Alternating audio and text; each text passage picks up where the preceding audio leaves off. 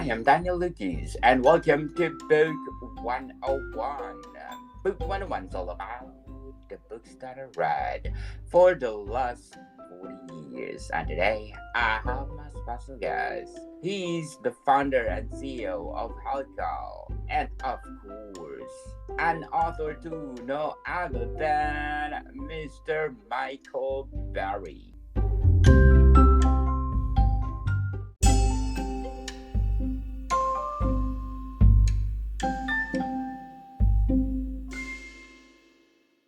Thank you, sir. How are y'all doing today? I'm fabulous like you, Mr. Barry, and welcome to Book 101. And can you please introduce yourself?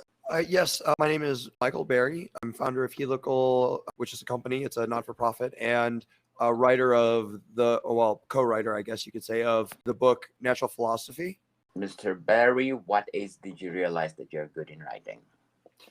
Well, the book is actually a philosophical treatise. It's basically it was inspired by John Locke's essays on the law of nature.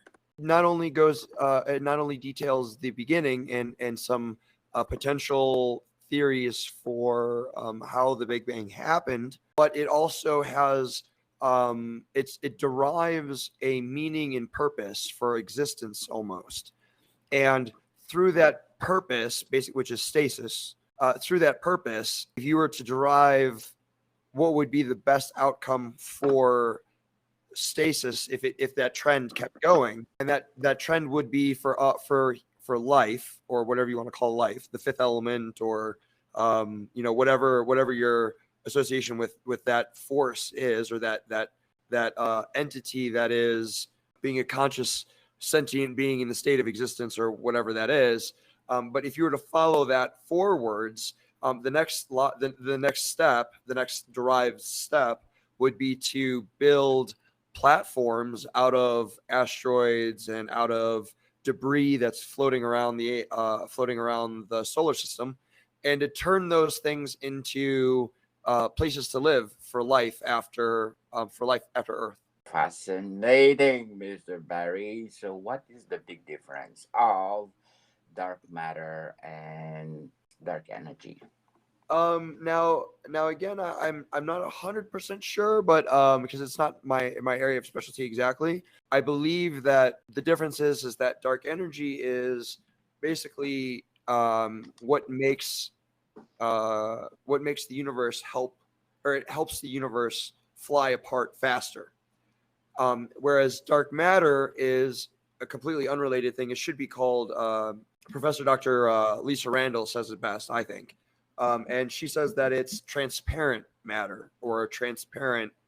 So if you think of it more like something that doesn't interact with the electromagnetic spectrum, or like with light, or with anything along those wavelengths, then what you have is this matter that you can't really see, that doesn't really interact. And so when you call it dark, it's very or when people, just human beings, use the nomenclature of dark energy or dark matter, it's sort of misleading a little bit, because it's not really dark necessarily. It's more like transparent. And the difference between the two is that now if you derive more from our theory, what you'll find is, for example, dark matter is possible to be coming out of the accretion disks around a black hole. Now, this is very speculative, but one of the theories goes that as all of the things that are falling into a black hole are now, this is well before the event horizon.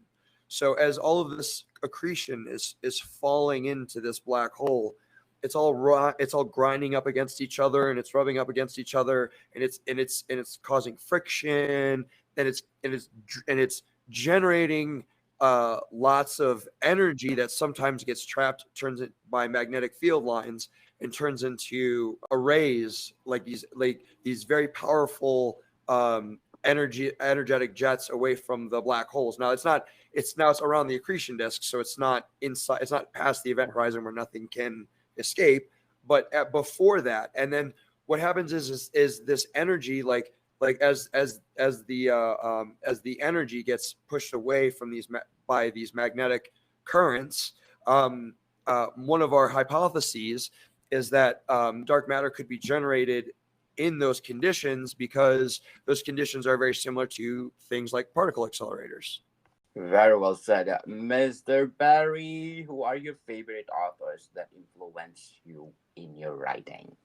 Actually, if I may, I will. I'd like to make a throwback to my acknowledgement section, because I think everything everyone that I needed to thank, including Dr. Sean Carroll, Dr. Brian Greene, Dr. Michikaku, Dr. Juan Sena, Dr. Noam Chomsky, Dr. Sabine Hossenfelder, Dr. John Preskill, Dr. Matt O'Dowd, Dr. Roger Penrose is huge. His work is we were actually independently able to derive our own version of a cyclical. Well, it's not really. It's a helical universe rather than a cyclical one.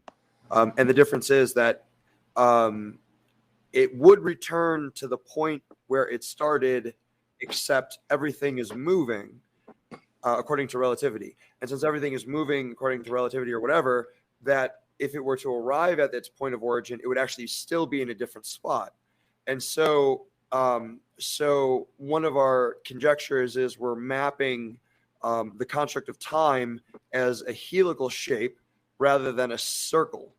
But either way, Dr. Penrose was the first to come up with these cyclical eons, aeons, and we independently came up with our own idea of aeons. And someone approached us and goes, "Oh yeah, by the way, Sir Roger Penrose already came up with this idea, kind of, sorta, and he and here's his work." And so we were like, "Oh, okay, well that's great." I mean, it's great that that we came up with something independently that another person also came up with. But we give credit to we defer credit to, because he came up with it way, this was like in the 30s or the 40s, so it was way before we were able to get on the scene. So it's not nearly as impressive, but as his, but uh, uh, but yeah, Dr. Brian Keating, of course. There's a joke in my book. It says Stephen Hawkins, and it's just Brian Keating joke, and that's just due to the fact that Professor Stephen Hawking really liked humor, and one of the ways that I mean I was he was very important to my work and to the work of people like Dr. Neil Turok, and some of these other people who've contributed very, very, very largely to the field of cosmology and quantum physics and all these other things. Quantum cosmology, for example, for Professor Dr. Stephen Hawking. But the joke goes that whenever someone wants to say, or whenever someone wants to throw down a challenge or whatever, they always say Einstein is wrong. You never hear people say Stephen Hawking is wrong, and he said Stephen Hawkins because he was joking that if you were to say Stephen Hawking was wrong, you obviously wouldn't be as well aware of his work to be not properly using his name, and that if you are familiar enough with his work that you could see if he was wrong or not, you probably would be more well aware of his work than not. So the joke goes that we call Professor Dr. Stephen Hawkins, and I mean, there's a whole bunch of other people, like some of my high school teachers are in there that I'm very grateful to. Some of my mentors are in there that I'm grateful to, and all that other stuff.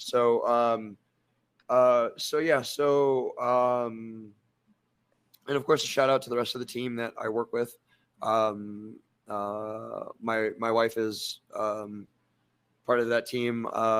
There's a bunch of people who help make the operation continue to run and helped my ability to write this book, and so I'm grateful to them for that as well. So, Mr. Barry, if you compare Mr. Hawking to the legendary Mr. Einstein, what's the big difference of their work? Honestly, my views on Einstein are that I think um, he was incredibly gifted in his ability to see things see things from a different angle. And I'm not sure if we remember Einstein accurately as I think he was. I guess the difference is that if Einstein had grown up in Hawking's age, who would we listen to? Who, if they had a conflict, if there was a sort of Professor Leonard Susskind versus Professor Stephen Hawking sort of black hole wars situation, then who would we listen to ultimately? Who would we be the people that we, or the person that we would side with, more or less, in quotes, side with, scientifically? And as much as I do like Einstein, out of the two of them, you know, I honestly think that Hawking may have had a slight advantage just because, you know, his awful situation and some of the situations that have transpired that were unfortunate, um, created a scenario in which he had to do math in his head and all these other things, and so just based on, I mean, I think they were both very gifted. Honestly, I would give a slight advantage to Professor Dr. Stephen Hawking just because I think he was just as gifted, but I think he had probably more discipline. Very well said, Mr. Barry. But before we go on, I want to shout out to the people listening in Denmark. Because in capital region, I get 52% audience share. South Denmark at 23%. North Denmark at 17%. Zealand at 5%. Central Jutland at 4%. Thank you, Denmark, for supporting this podcast, because this podcast is created to empower writers all over the world, like Mr. Michael Berry.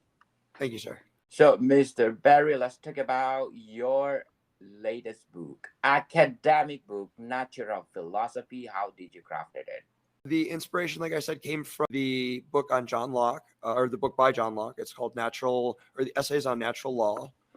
And what the attempt was, if you read the book, what the attempt was to derive a set of natural laws from nature or whatever it was.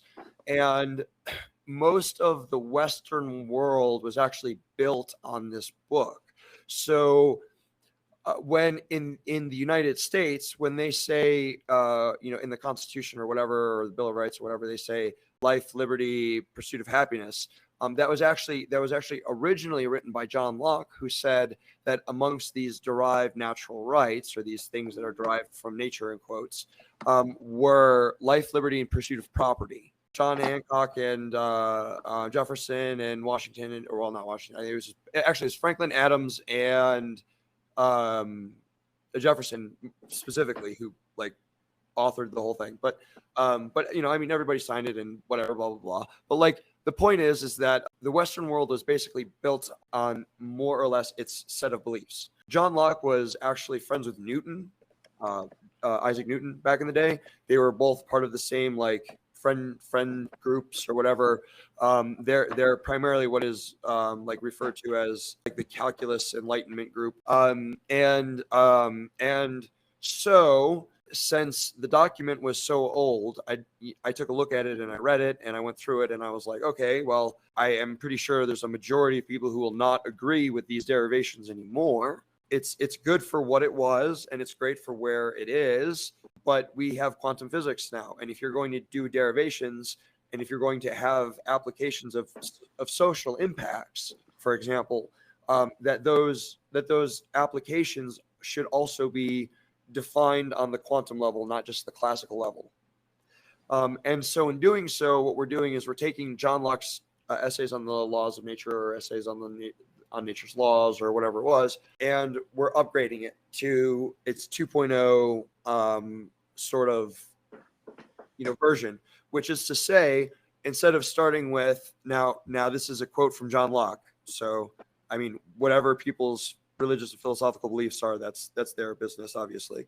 But John Locke personally was a Christian, and so obviously you can see that those traces of Christianity that exist in the Western world, in Europe and the United States and elsewhere, and a lot of that has to do with John Locke and his derivation. And what it starts with is God created man, God created man was given domain over the land or whatever, and tries to use biblical verses to go in and justify, okay, yeah, here's justification number one, here's justification number two, here's justification number three, and it's a very short treatise, but it reads like a proof almost, but like a metaphysical proof.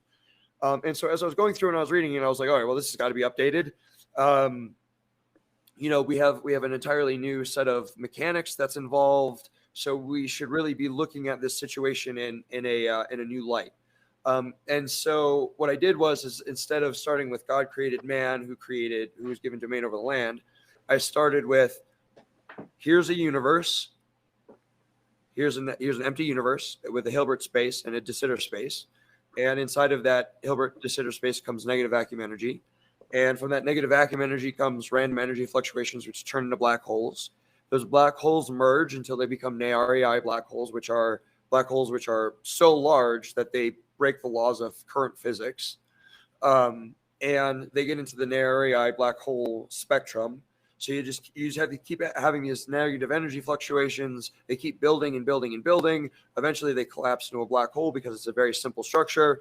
And then those black holes all merge together. Then after all those black holes merge all together, we are aware that the majority of so for example, Professor Dr. Neil Turok has a great new model that came out after my book came. Well, I mean, his model didn't come out after my book came out. His book came out simultaneously when our book came out.